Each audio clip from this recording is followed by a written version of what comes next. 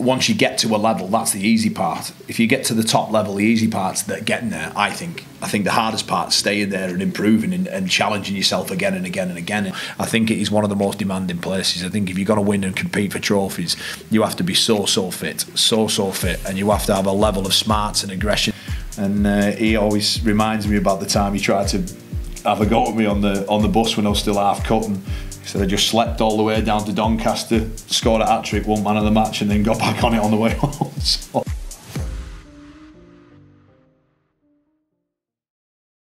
Well, Kyle Amor, thank you for joining us. I've been working with you for a few years now, and I don't feel like we've ever sat down and really properly discussed your career and your journey through this game. We're so busy talking about the rest of it. But let's kind of go right back to your, I guess, first taste of rugby league. Yeah. Your first introduction into it and what that was like.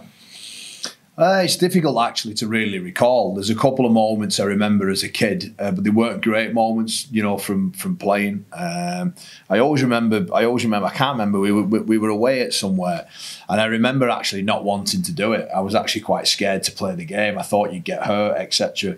I'd been about 9-year-old. I wasn't really that keen on playing, and I only really played a season at under-9s, a season at under-11s, or under-12s it might have been, I'm not quite sure.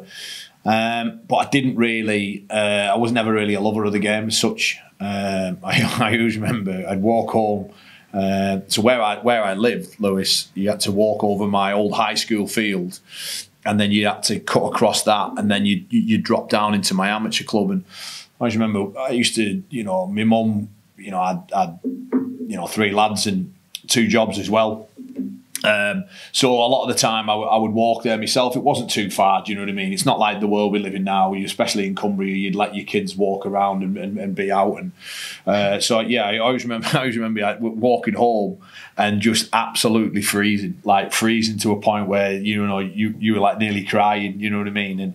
And my mum used to make us always strip off on the back step. And because all the clothes were caked in mud, and she'd dunk them in water and whatnot.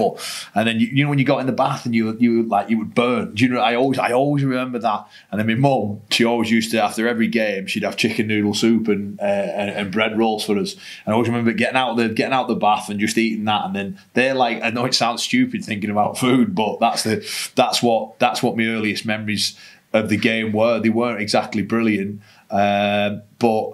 Yeah, and you know, all of me and my mates, we would always play. We'd always play football, rugby, cricket. Where I grew up was, and because my brothers are 2 year older and 4 year older, all of our friendship group from an early age all knocked about with each other, so we all knew everybody. So at any one time there could be 10 kids or there could be 25. Do you know what I mean? And where we grew up as well, there was a lot of fields around, and there was always a ball of some description there. And it was a brilliant spot to grow up. And yeah, we were just out all the time really. But in terms of actually playing the game of rugby league, I probably remember playing on in our cul-de-sac more with all these you know, my mates and my older brothers' mates and stuff. I probably remember that more than actually my youth of playing for Ensingham. Was there like a kind of a reckoning and a bit of a eureka moment for you where you realised that actually this was going to be your sport and going to be a big part of your life? Yeah, well, I never thought it'd be what it has become. No way. I remember I got a job. I left school and I got an apprenticeship in a printing factory at Workington. It was, you know, a nice cushy job. You'd done your apprenticeship for 2-3 years, or 2 years, then you went on shifts for a final year, and then you finished your apprenticeship that way. But it was a nice job, you know, it was a well-paid job as well, and quite a desirable job for anyone leaving school. And there was 4 of us that ended up getting taken on, and when I was in there, one of my really good mates, Scott McAvoy, who was a centre at Whitehaven for a number of years, his brother Craig, a brilliant amateur. You know, you think back about amateur players and you think about the ones that should have and could have kicked on in the professional game. He's certainly one of those that spring to mind. I was doing my apprenticeship under him, kind of thing, and he said to me, he said, "Why don't you come and play? You know, come and play second team, give it a try out." Me and my mates, we always socialised in and around Ensingham Rugby League Club anyways, you know. Again, most of my mates liked the game, liked watching Super League, didn't really play it. Some did. Some played football, but it was just, that was at one of our little hubs that we knocked around in, basically. So, yeah, you just said give it a go at second team, and I think at the time there was a couple of us. We were 16, so we out of school, and we just thought, you know what, why not? You know, so ended up joining the second team on the wing, as you naturally do. You start right out wide, and then you find your feet in there. But for me, it wasn't even about playing, Lewis. It was about the social aspect of it. You know, once you started playing second team with these, you know, this group of men, and you were accepted as them, and obviously the humour that older people have when you're a young lad, and yeah, everything was just brilliant. It was just such a good time to be involved in the game, and that's basically, you know, I got hooked. It wasn't the game that hooked me, it was the social side of the game that hooked me. Again, you know, after the game, you'd all be in the clubhouse, you know, having beers and watching football or whatever, and that really was what I loved about it. I genuinely did. And like I say, you know, we carried on doing that for a number of seasons. Went from second team very quickly into first team. So you were playing second team on a Friday, first team on a Sunday, and then the under-18s national. First team on a Saturday, and then the under-18s national league came about, and you know, naturally you'd want to play in that. So I was, you know, at this point, 16, 17, 18, 19, heading into 20-year-old when I was still amateur there. I was playing rugby all year round. I used to play winter rugby. Summer rugby would come along. Whitehaven Academy, back then they had I say academy, it was more of just a get-together to compete with the likes of St Helens, Bradford, you know, all these other teams that had academies in there at that time. So you were just playing rugby all year round, and it never fazed me. I absolutely loved it. You know, quite a lot of those under-18s games, or even those Whitehaven games, you know, people you could speak to back home would tell you that more often than not, my mum always says about. There's a couple of times the bus used to have to come up outside my house and park on the hill because I'd be steaming from the night before, and then have to wake me up to get on the bus. And look, I laugh about it now. Do you know what I mean? You know, I always remember David Seeds come back. David Seeds, the centre at Whitehaven, he'd come back from injury playing. So they used to use the academy as a potential like reserves or A team, if you want to call it. And he, you know, Seeds, he's got to be part of my coaching staff up at, you know, for my testimonial game later next month, and he always reminds me about the time he tried to have a go at me on the bus when I was still half cut, and he said I just slept all the way down to Doncaster, scored a hat-trick, won man of the match, and then got back on it on the way home. So look, my route into the game is probably not what you'd expect or hear really, in terms of you know, a lot of these lads come through academies and are real professional and get standards driven into them from a very early and young age, Lewis. But mine was very different. You know, I was kind of I looked up to a lot of these men in my amateur club, and you know, but thinking back now, they probably weren't the best role models to look up to. Do you know what I mean? But it is what it is. You know, I've never brought trouble anyone's way or anything like that. Do you know what I mean? I was just a young lad enjoying living in a small town and everything that comes with that. You know, playing for a Super League academy or playing for Super League full stop. Even Whitehaven was such a. It wasn't even on my radar to even want to do that. You know, when I was around this age, I was just enjoying playing with my mates, and like most people who maybe listen to this, fans, and you know, not everybody gets to sign professional. I get that, but most fans, or most, you know, in football, rugby, you play for your mates, don't you? You play because of that camaraderie, and it was no different with me. Like I say, it was just a very ugly way that I had to go through to get to what I've been able to do. Yeah, because that version of Kyle Amor that you just kind of described, and that kid, it's a big jump from that to like. What was it, 4 grand final rings, Challenge Cup winner, international caps, God knows how many, you know, Super League appearances and all that. How did you kind of navigate the space in between? Because even the jump to kind of the lower levels of Super League, it's a big gap, really. Yeah. It's very difficult to actually say. I just rode a wave. I always remember I was doing Barla tours, with the Great Britain amateur stuff. I got on my first team tour when I was about 17, 18. We went to France, played Morocco.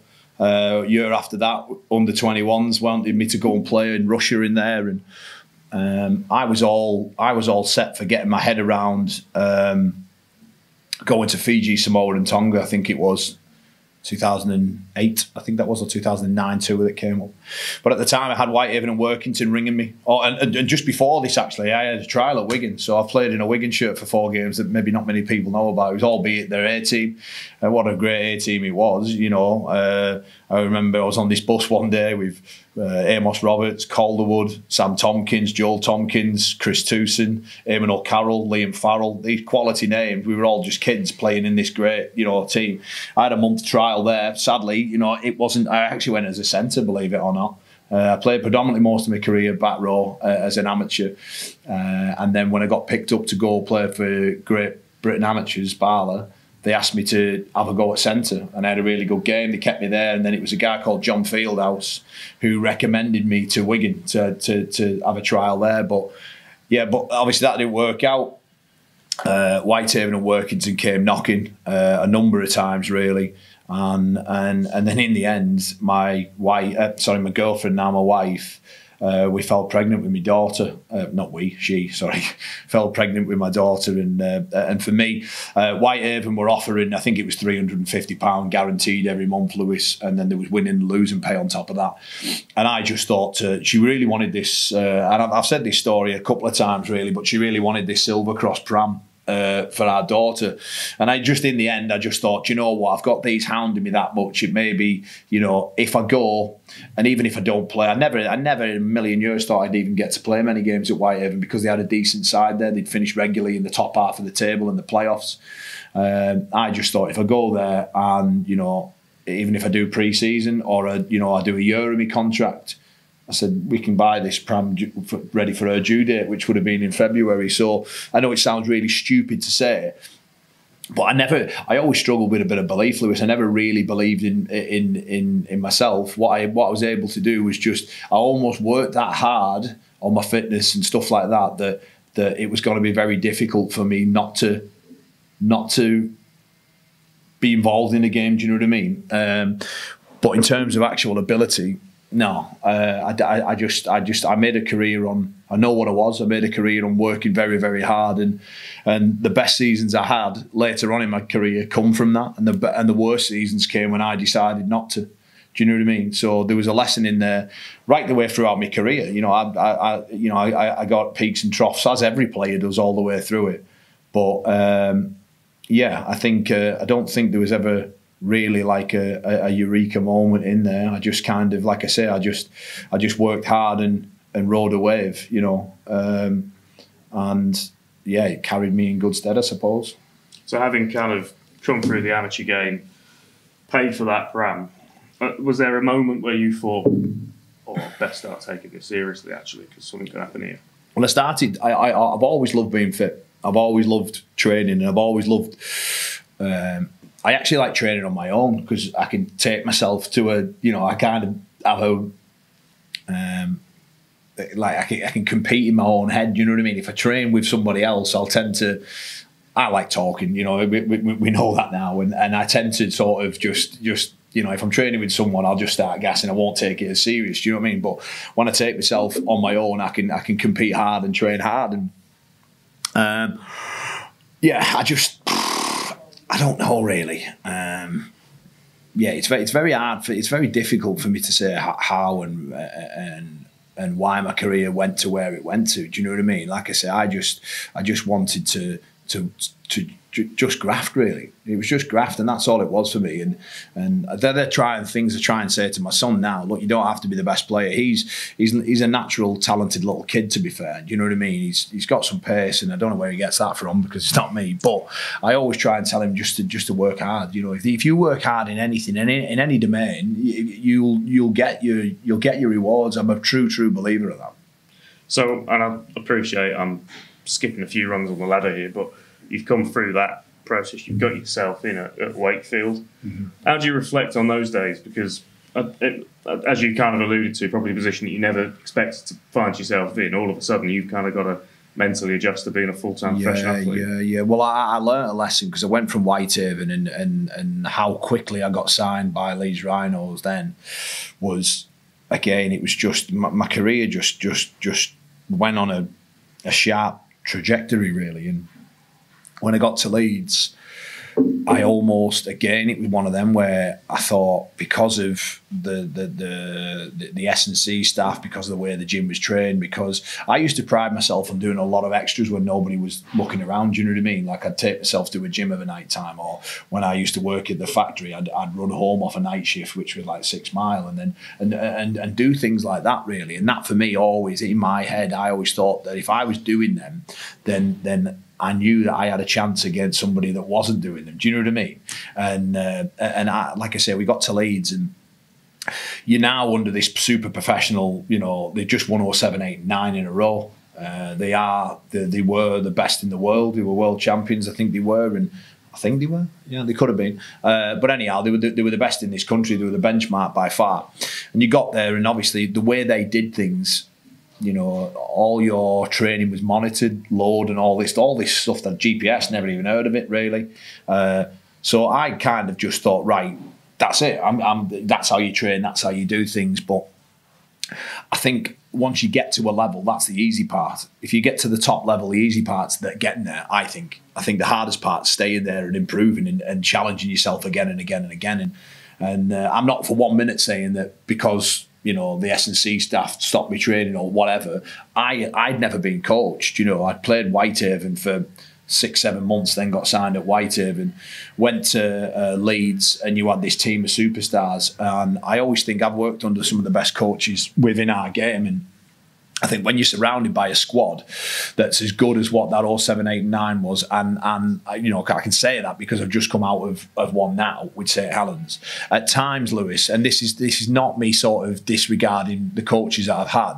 At times, you could put that coffee cup in the middle of the room before a game without a coach, and it would still perform and get a result, right? Do you know what I mean? Where those coaches earn their true corn is when you know, when there's a little bit of doubt, where there's a bit of pressure, and they understand and know how to facilitate a group of men to get what would be the best out of you for the next 8 minutes, or me, or whoever was sat the other side of the room. And so obviously, look, I didn't take my opportunities either at Leeds. You know, I got my first game in round 3 against Hull KR. We were a patched up side. I think Chris Clarkson was on the wing.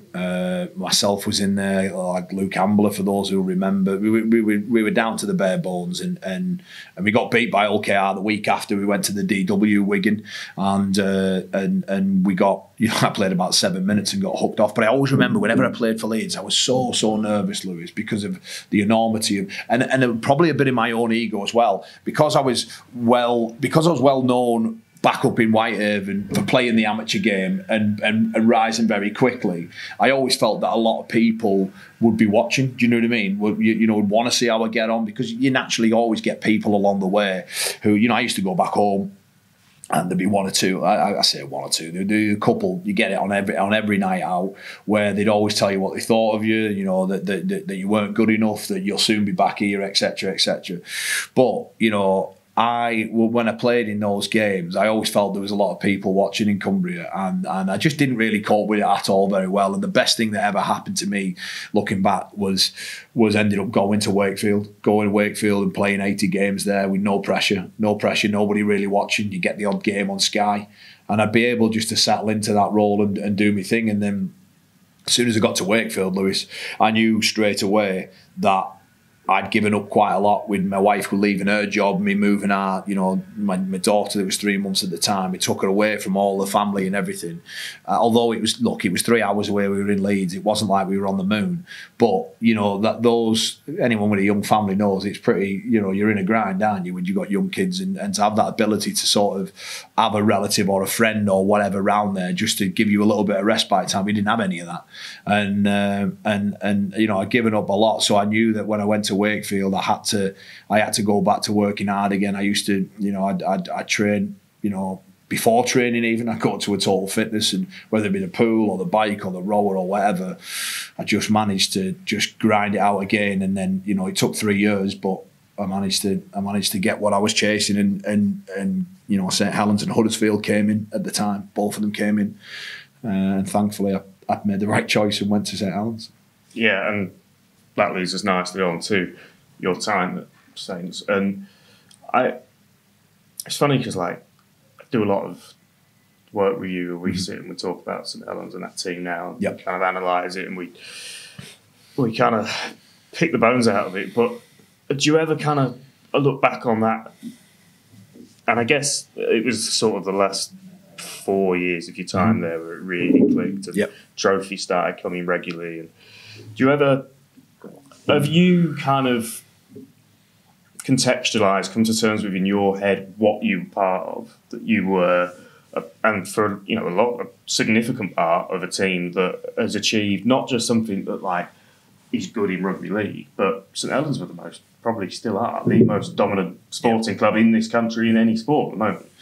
Yeah, it's incredible what the powers that be have been able to do in a salary cap sport. I think that's the most probably important part. I think the playing group is obviously, you know, that, you know, the salary cap gets put there, the players are able to be made at their disposal, but it's the type of players that are there.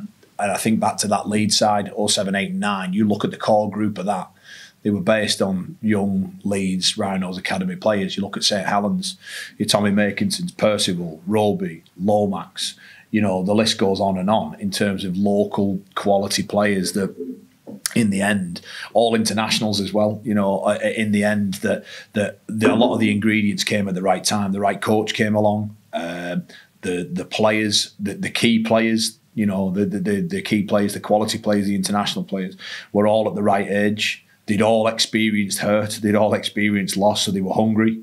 I think those were the key elements to what you're seeing now. I think, you know,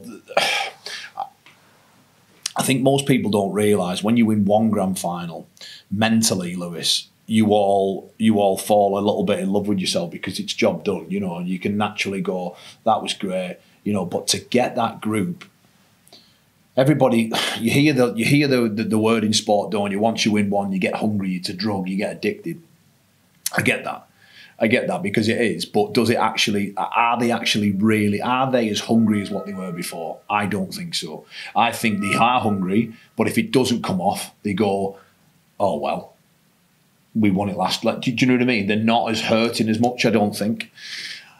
But what that group was able to do through the quality leaders, through your Robies, you know, through your senior players, was demand that you had to go again. Do you know what I mean? Because if he's going again, a guy that's played 20 years in the game, who has played all year round, then goes and plays against the international, the very best of the best, but the way he conducts himself, you know, I think sometimes because he isn't a headline grabber for the wrong reasons, we almost think it's boring and we gloss over that.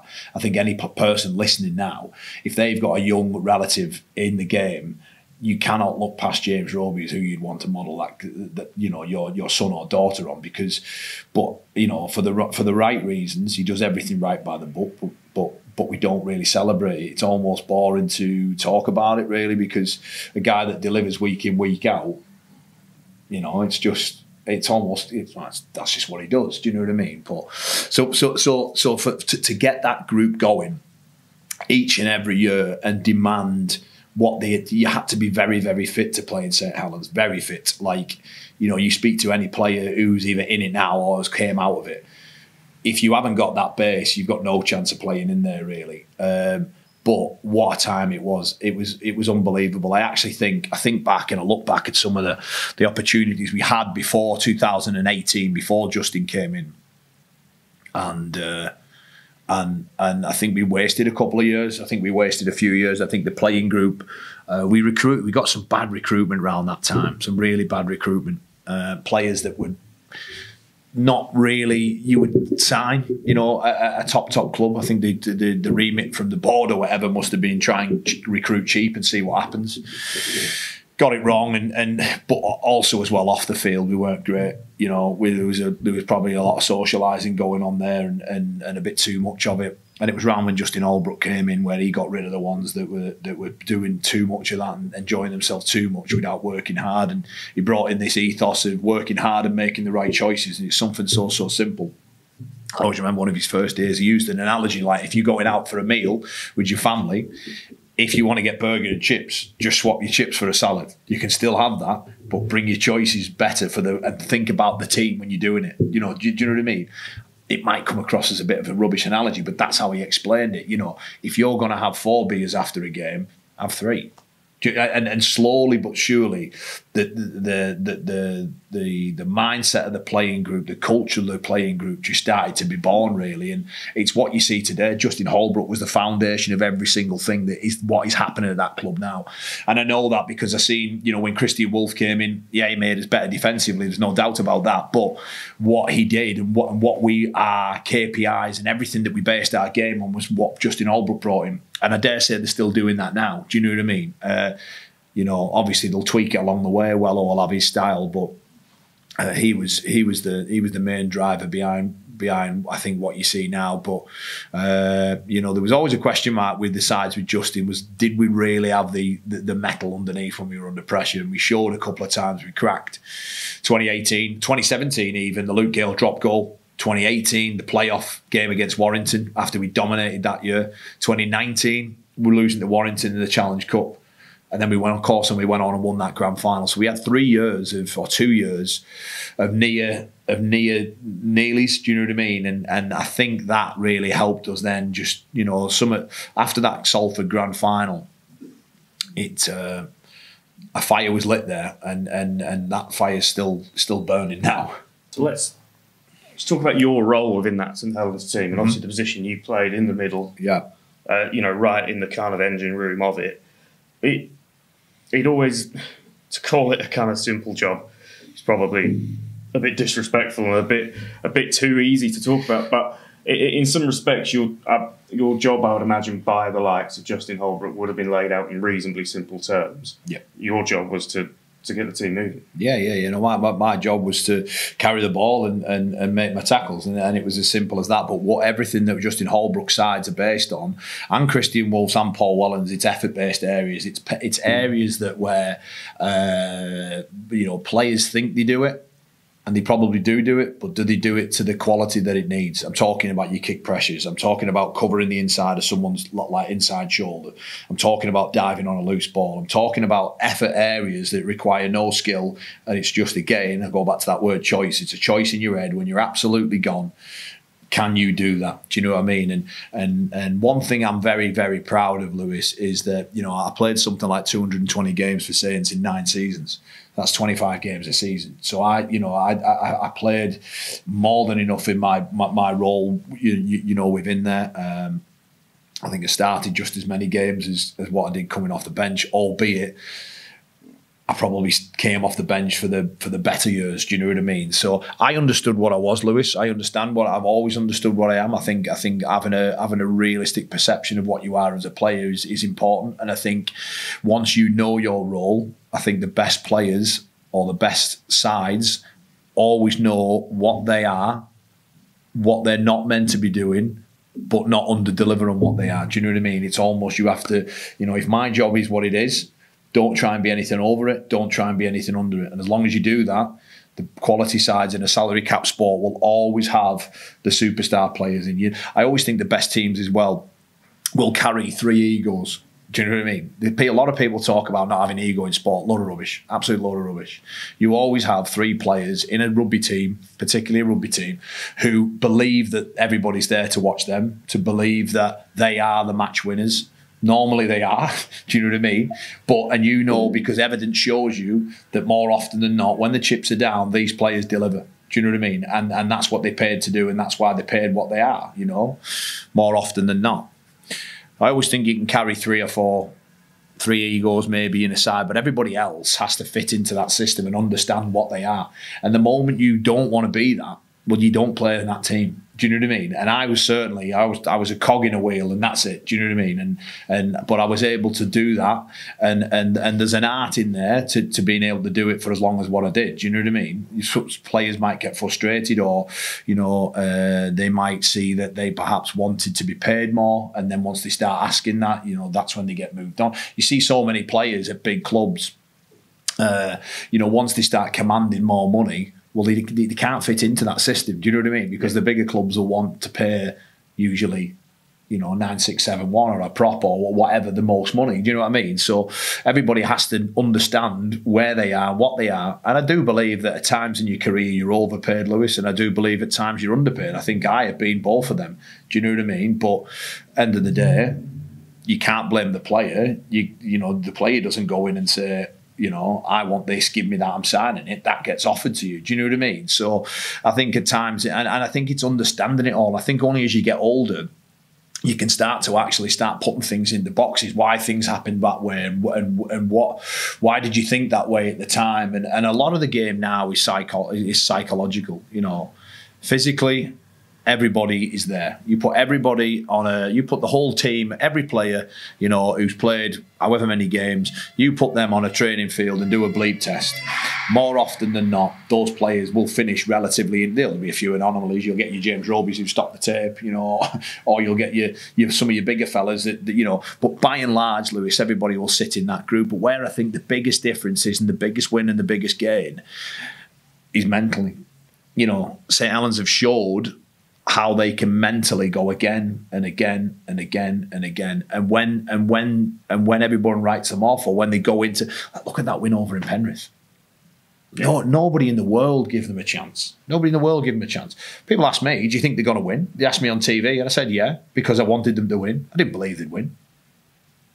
Do you know what I mean? I wanted them, I wanted them to win, and I wanted to sort of show my support. Even if it was a Wigan or a Leeds Rhinos, I'd be saying, yeah, I want them to win. Of course I would. But I didn't believe in a million years that they'd actually go out there and do what they did. Right, because when you boiled it down and you looked at the names on that Penrith sheet, it's a test standard football team. Yeah. I think it's probably a point for a different day. I think maybe in this country we are very good at talking rugby league down. Of course we do. But you're right. Nobody did. Nobody did. Tuned in that morning. Nobody did. I actually would go as far as to say I think there was probably a small handful of that playing group, maybe if not more, who genuinely before kickoff didn't think they were going to win that game. Do you know what I mean? Yeah. I think if you were really honest, you're in Penrith's back garden. Eyes of the world are on you. Look, I might be wrong. They might have all been, we're going to win this. We're going to win this. Only time will tell after you interview them later on in the career or after whether that is the case. But I don't ever think that gets done again. I'd be very, very surprised if the next time someone wins the grand final and the World Club Challenge is in Australia, I don't think you'll see that again. I don't think you'll see another English team go out there, particularly the way their sport's going, cap-wise, everything. I'm not too sure you see that again, Lewis. You've mentioned, as we've been talking through, that you've kind of moved through positions throughout your career, from your amateur days into semi-pro. I predominantly perceived you as a prop forward in the middle for most of your professional career.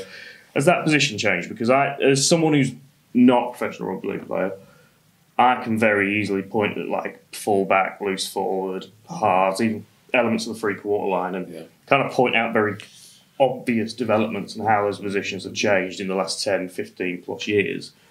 It's less obvious, I guess, with props, but naturally it will have developed. The nuances will have developed because the game is a very different game to what it was. Yeah, no, definitely. Look, I think back to when I can only talk about my time in the game. I think when I first started playing, there was 12 interchanges. You've got 8 now. That went from 12 to 10. So what happened then? So back when I first started, you had the likes of, I'm just going to use him as an example, Feka Paliasina. He could roll on for 8 minutes, come off, roll back on for 8 minutes, come off. You weren't, you didn't have to be as fit. You had bigger bodies, basically. You had that. Obviously, you had the shoulder charge. You had all sorts of little sort of things in the game that are no longer in the game. Obviously, that went down to 10, and then when it went down to 8, you had to really have 4 front rowers that were capable of doing 20 minutes. If you had an impact front rower in there that could do only 10 minutes, then your other middle would have to be there for 25 minute stint.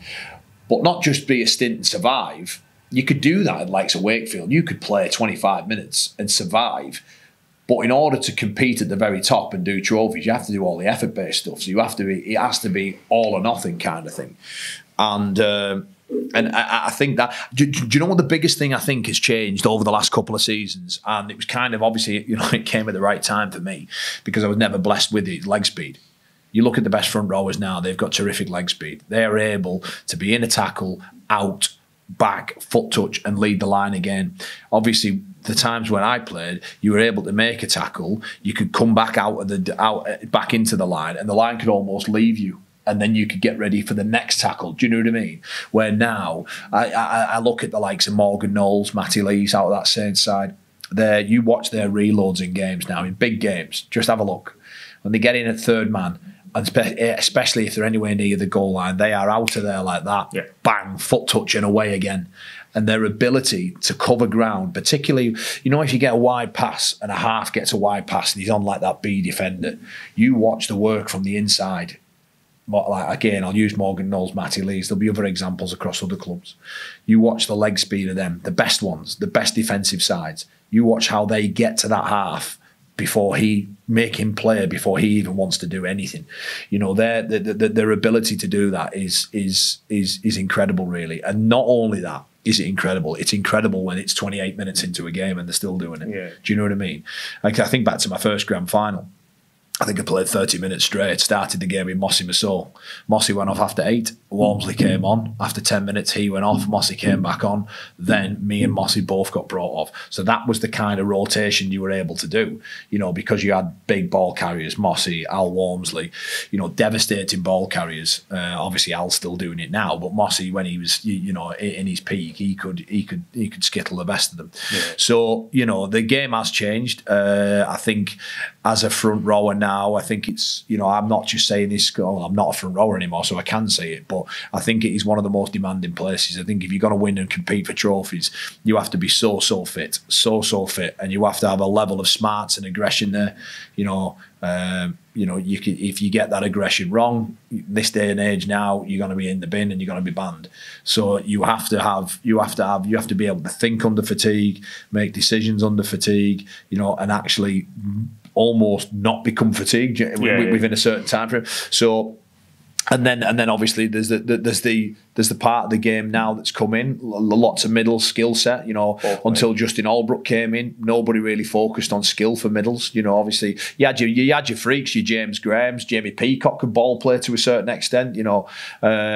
But then now, the way the game's gone over the last 6 years, a lot of teams do what's called mini skills, where it'll be, a session that's 20 minutes focused on purely catching and passing and decision making with ball in hand and all that sort of stuff. So there is, the game does evolve. I think it changes every 4 or 5 years, really, and it might only be little tiny nuances of it, but it certainly changes. Yeah, you've answered this a little bit in that.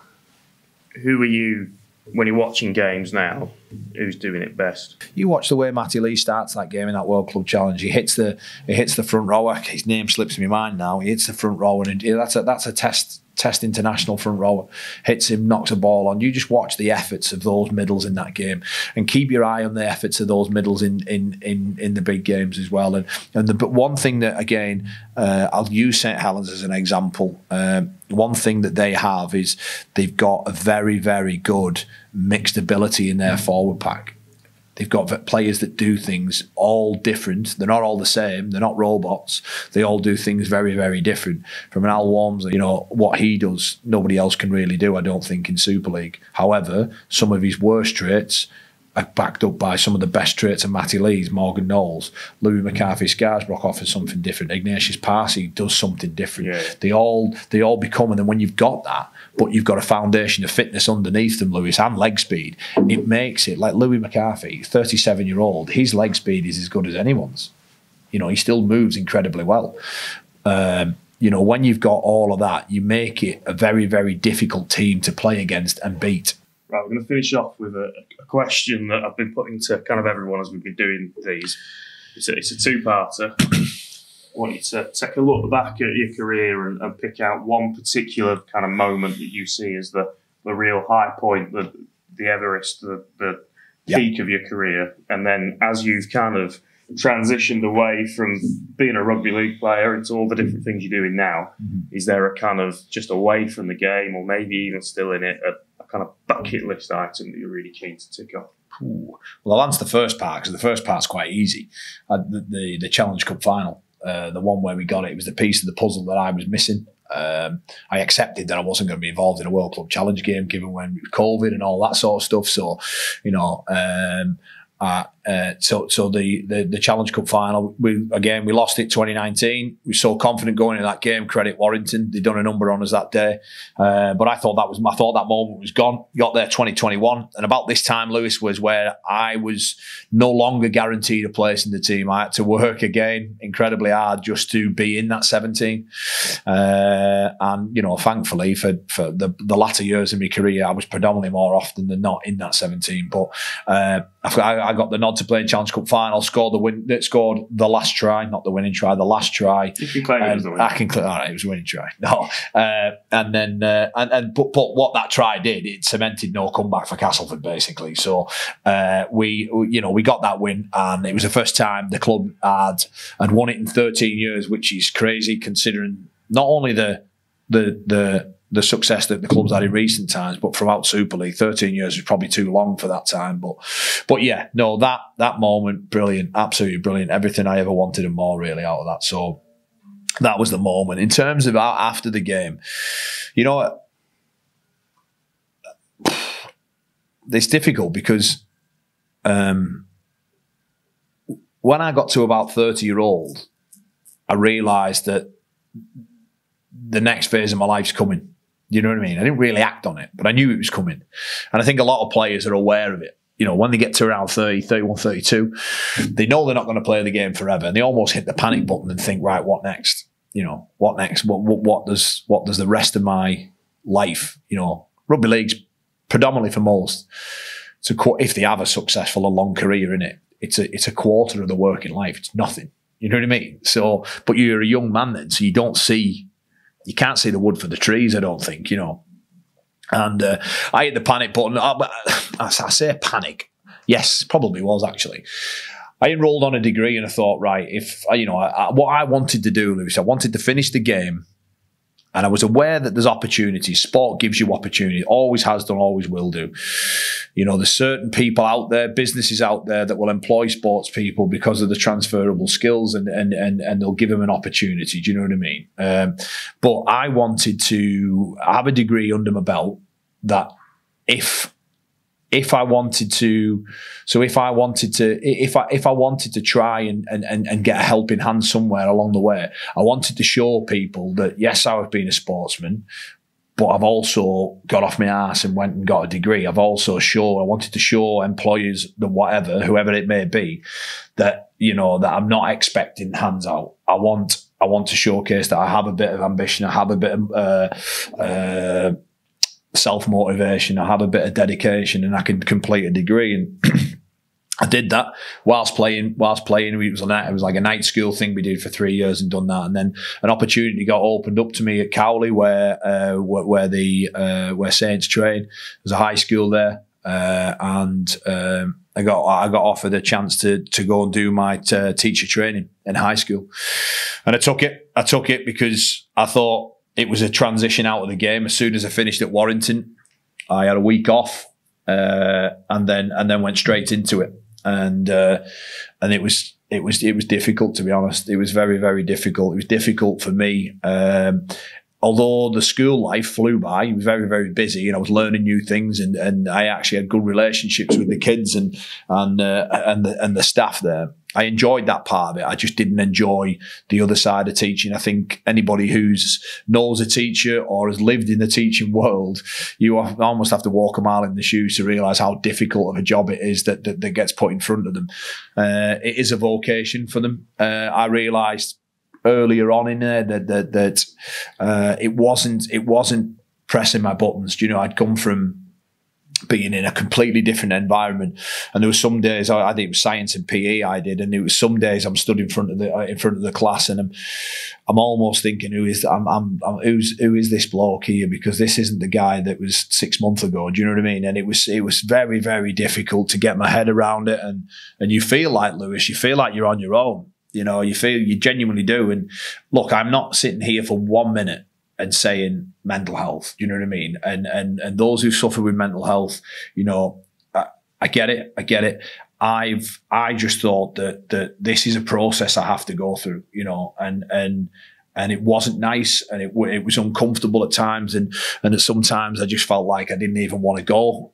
You know, there was times where there was one day I nearly walked in and walked out. I just, yeah, but it was just a process you have to go through, and I say this to any players that are out there, either going through a transition or getting ready for it. I don't ever think you're ready for it. I don't. You know, you get some players who run a business while they're playing. To me, that's probably one of the better things you could do, because it's your baby and whatnot, and you're invested in it. But for a lot of the players, dare I say 95% plus, they don't do that. They don't have a business, and that's fine. Not everyone's business orientated or minded, but it's very, very difficult. It is difficult, and there's no easy way around it other than going through it. Do you know what I mean? And yeah, so I'd done that, and then an opportunities came up now where I'm absolutely loving it. I love it. A business development role with a company based in London, and I absolutely love it. I love being around people, Lewis. Always have done. You know, that's where I feel. You know, where I'm at my best, where I have energy.